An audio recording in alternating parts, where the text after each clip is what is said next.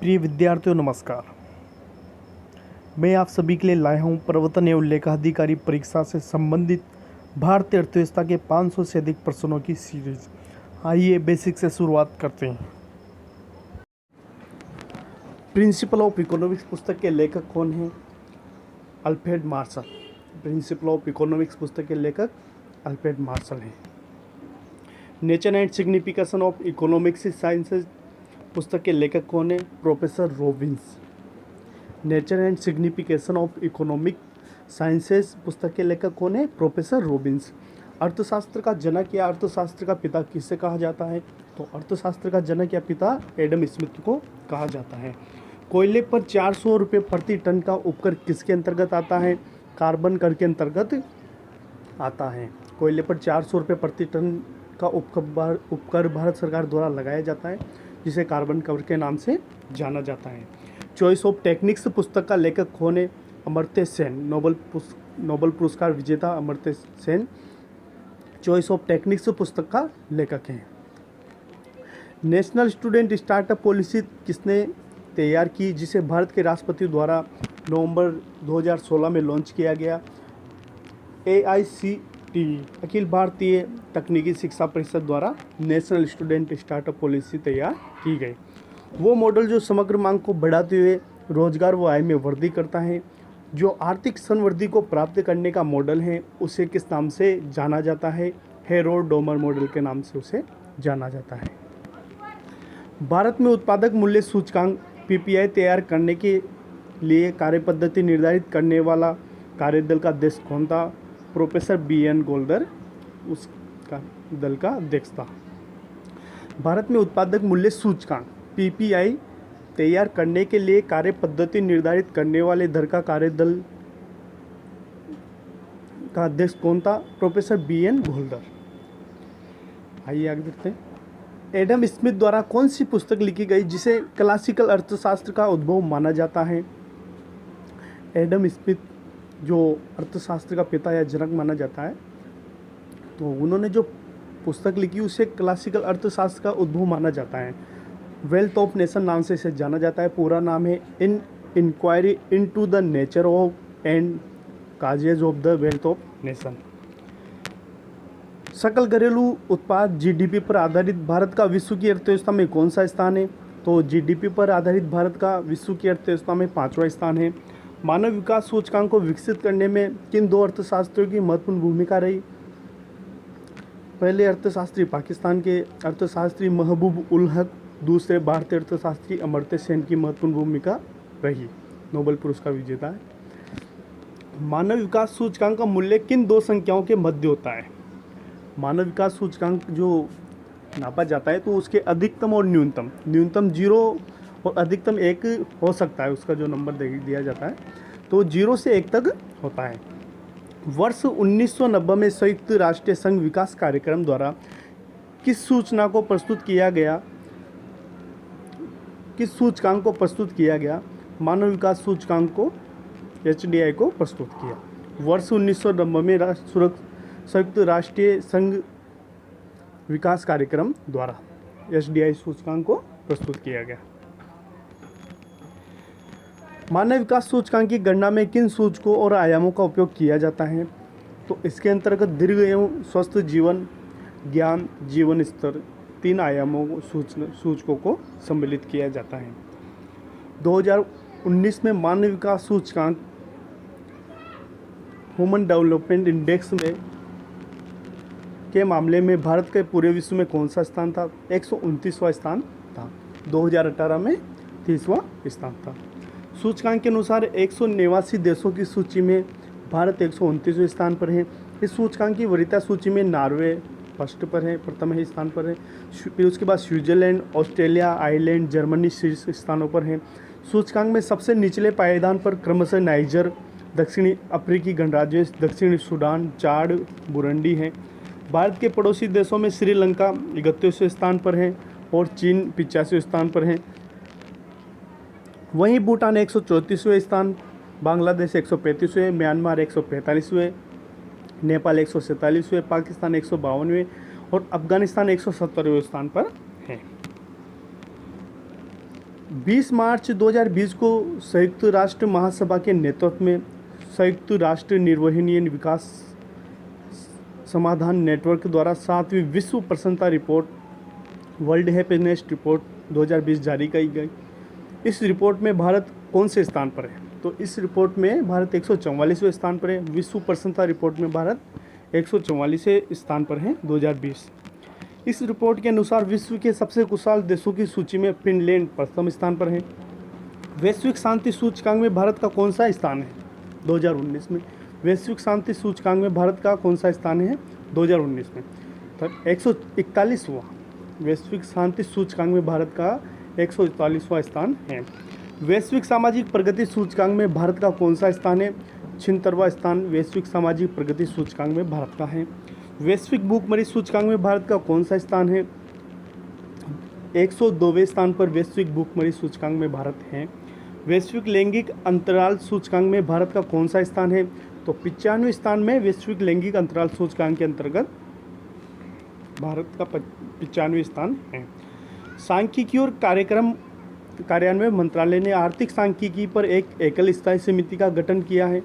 इस समिति के प्रमुख कौन है? प्रणब सेन इस समिति के प्रमुख है। सांख्यिकी और कार्यक्रम कार्यान्वयन मंत्रालय ने आर्थिक सांख्यिकी पर एक एकल स्थायी समिति का गठन किया जिसके प्रमुख प्रणब सेन हैं। सतत विकास लक्ष्य भारत सूचकांक 2019 का दूसरा संस्करण किस संगठन ने जारी किया?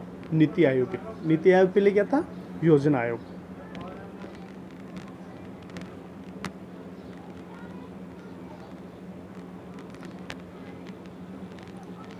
प्रधानमंत्री फसल बीमा योजना की समीक्षा करने के लिए गठित 7 सदस्यीय मंत्री समूह का प्रमुख कौन है?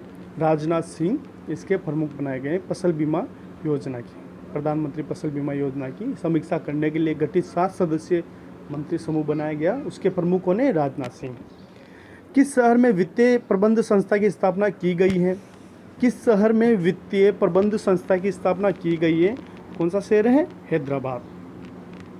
2019-20 के लिए फिक्की का अध्यक्ष किसे नियुक्त किया गया है? तो 2019-20 के लिए फिक्की का अध्यक्ष संगीता रेड्डी को नियुक्त किया गया है। केंद्रीय सांख्यिकी संगठन की स्थापना कब हुई? केंद्रीय सांख्यिकी संगठन की स्थापना 2 मई 1951 को हुई। केंद्रीय सांख्यिकी संगठन की स्थापना 2 मई 1951 को की गई। वर्ष 1950 में पीसी महालनोबिस की अनुशंसा पर कौन से संगठन की स्थापना की गई? राष्ट्रीय प्रतिदर्श सर्वेक्षण संगठन की स्थापना वर्ष 1950 में पीसी महालनोबिस की अनुशंसा पर की गई। विश्व में पहली बार राष्ट्रीय नियोजन को किस देश ने बनाया? विश्व में पहली बार राष्ट्रीय नियोजन को किस देश ने बनाया ने? सोवियत संघ ने। रूस ने 1928 में 5 वर्षों के लिए अपनाया। पंचवर्षीय योजना इसने लागू की थी।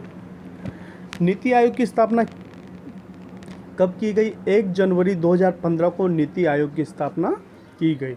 1 जनवरी 2015 को नीति आयोग की स्थापना की गई। पहले किस नाम से जानते थे? योजना आयोग के नाम से। योजना आयोग पंचवर्षीय योजनाओं का निर्माण करती थी। फेरबदल करके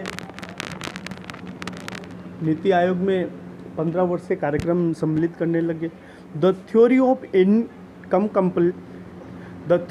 इनकम एम्प्लॉयमेंट एंड इंटरेस्टेड पुस्तक के लेखक कौन है? John Maynard Keynes. The theory of income employment and interested पुस्तक के लेखक कौन है? John Maynard Keynes. गुन्नार मिल्डर द्वारा लिखी पुस्तक जिसमें अनवरत योजना का प्रतिपादित किया गया क्या नाम है? The Asian drama. गुन्नार मिल्डर द्वारा लिखी गई पुस्तक जिसमें अनवरत योजना का प्रतिपादन किया गया उसका क्या नाम है? The Asian drama. अनवरत योजना की क्या थी? जब पंचवर्षीय योजना लागू नहीं हो पा रही थी तो अनवरत योजना ही लागू की गई थी। बीच में पंचवर्षीय योजना बंद हो गई थी कुछ समय के लिए, अस्थिर सरकार थी उसके कारण।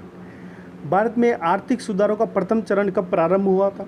1991 से उदारीकरण को अपनाकर भारत में आर्थिक सुधारों का प्रथम चरण प्रारंभ हुआ था 1991 में।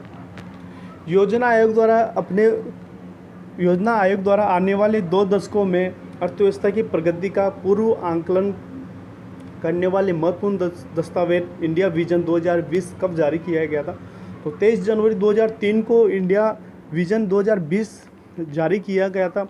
उसमें 2020 तक लक्ष्य प्राप्तियों की रूपरेखा तैयार की गई थी। किस आधार पर कैसी योजना बनाई जाएगी, यह इंडिया विजन 2020 था। वर्तमान में नीति आयोग ने पंचवर्षीय योजना के स्थान पर 15 वर्षीय दृष्टिपत्र लागू करने का निर्णय लिया है, जो वर्ष 2017-18 से वर्ष 2031-32 तक लागू होगा। इसमें 7 वर्षीय राष्ट्रीय विकास एजेंडा लागू किया गया है। इसका मूल उद्देश्य विभिन्न योजनाओं द्वारा गरीबी उन्मूलन करना है और पहली बार रक्षा और आंतरिक सुरक्षा को भी इसमें शामिल किया गया है। तो 15 वर्षीय दृष्टिपत्र है, 15 वर्ष की योजना है, 7 वर्षीय राष्ट्रीय विकास एजेंडा लागू किया गया है और पहली बार रक्षा और आंतरिक सुरक्षा को भी इसमें शामिल किया गया। योजना पंचवर्षीय योजनाओं में उसको नहीं किया जाता था। प्रधानमंत्री कौशल विकास योजना कब शुरू की गई? 15 जुलाई 2015 को विश्व युवा कौशल दिवस के अवसर पर प्रधानमंत्री कौशल विकास योजना की शुरुआत की गई। 15 जुलाई 2015 को विश्व युवा कौशल दिवस कब मनाया जाता है? 15 जुलाई। राष्ट्रीय कृषि ग्रामीण विकास बैंक नाबार्ड की स्थापना कब की गई और इसका मुख्यालय कहाँ पर है? 12 जुलाई 1982 को नाबार्ड की स्थापना की गई, मुख्यालय इसका मुंबई में है। सबके लिए आवास योजना की शुरुआत कब की गई? 25 जून 2015 को सबके लिए आवास योजना की शुरुआत की गई। प्रधानमंत्री आवास योजना की शुरुआत कब की गई?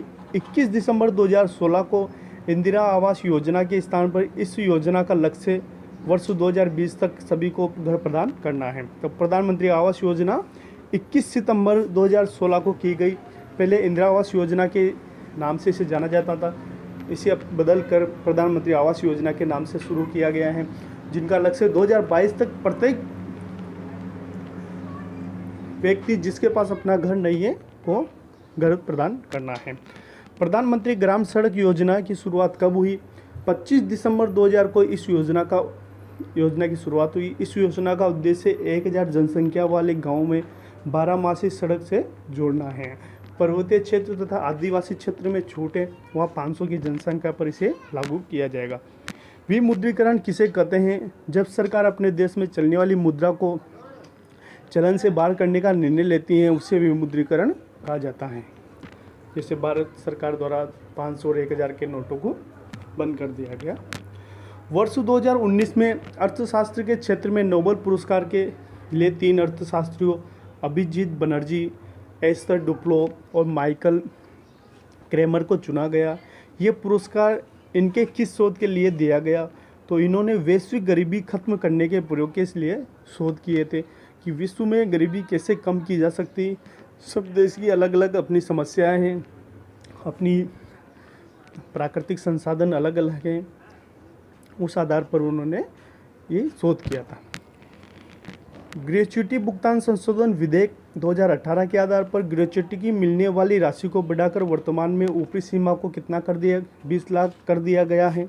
पूर्व में ये कितनी थी? तो पहले 10 लाख रुपए आपको अधिकतम ग्रेच्युटी मिलती थी, अब उसे ग्रेच्युटी भुगतान संशोधन विधेयक 2018 के आधार पर 20 लाख रुपए कर दिया गया है। शहर के प्रत्येक परिवार को विद्युत सुविधा, नल का पानी तथा सीवर कनेक्शन प्रदान करने के साथ साथ ठोस अपशिष्ट प्रबंध, सड़कों तथा सार्वजनिक परिवहन पर विशेष ध्यान किस योजना के अंतर्गत दिया जाना है? तो अमृत योजना, जिसमें 500 शहरों के लिए लागू की गई है, उसमें प्रत्येक शहर में नल का पानी, जो 500 शहर इसमें गठित किए गए हैं, सम्मिलित किए गए हैं, तो उसमें नल का पानी प्रत्येक शहर में आना चाहिए, प्रत्येक घर में। सीवरेज कनेक्शन, साथ ही साथ ठोस अपशिष्ट प्रबंध, सड़कों, सार्वजनिक परिवहन की योजनाओं पर विशेष ध्यान देना है। स्मार्ट सिटी मिशन के अंतर्गत देश में 100 शहरों को स्मार्ट सिटी के रूप में विकसित किया जाना है। इसकी शुरुआत कब हुई?